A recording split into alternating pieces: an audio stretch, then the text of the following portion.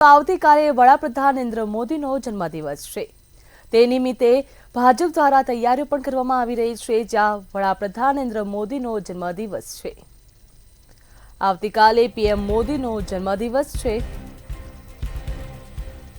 જન્મદિવસને લઈને રાજ્યભરમાં રક્તદાનનું પણ આયોજન કરવામાં આવ્યું છે। વડાપ્રધાનના જન્મદિવસ નિમિત્તે રક્તદાનનું આયોજન કરવામાં આવ્યું। નમો કે નામ રક્તદાન મેગા બ્લડ ડોનેશન કેમ્પનું આયોજન થયું છે। સીએમ ભૂપેન્દ્ર પટેલે પણ લોકોને રક્તદાન કરવા આગ્રહ કર્યો છે, જ્યાં રક્તદાન કરીને વીર સેના પ્રત્યે કૃતજ્ઞતા તેમજ ગૌરવ વ્યક્ત કરીએ તેવું સીએમ ભૂપેન્દ્ર પટેલ દ્વારા કહેવામાં આવ્યું।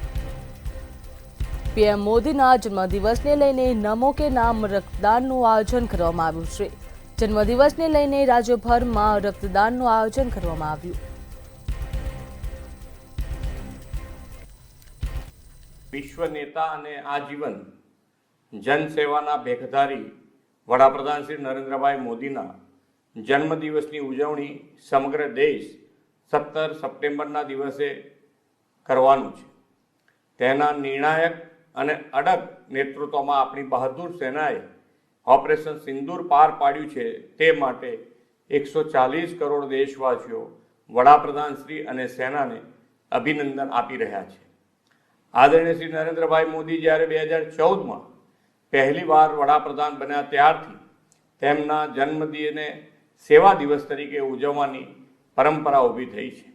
આ વર્ષનું સેવા દિવસ ઓપરેશન સિંદૂરની સફળતાની ઉજવણી, નમો કે નામ રક્તદાનથી 300થી વધુ સ્થળે બ્લડ ડોનેશન કેમ્પથી ઉજવાઈ રહ્યો છે।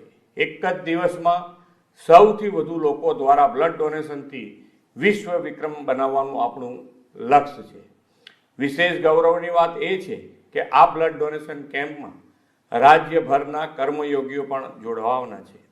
વડાપ્રધાનશ્રીએ આપેલા જનસેવાના કર્મયોગી ભાવને આ કર્મયોગીઓ ચરિતાર્થ કરે છે। સૌ બ્લડ ડોનર્સને આ માટે ખૂબ ખૂબ અભિનંદન પાઠવું છું।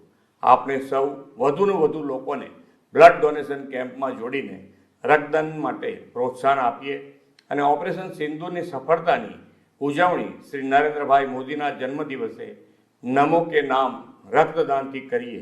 ભારત માતા કી જય, વંદે માતરમ, જય જય ગરવી ગુજરાત।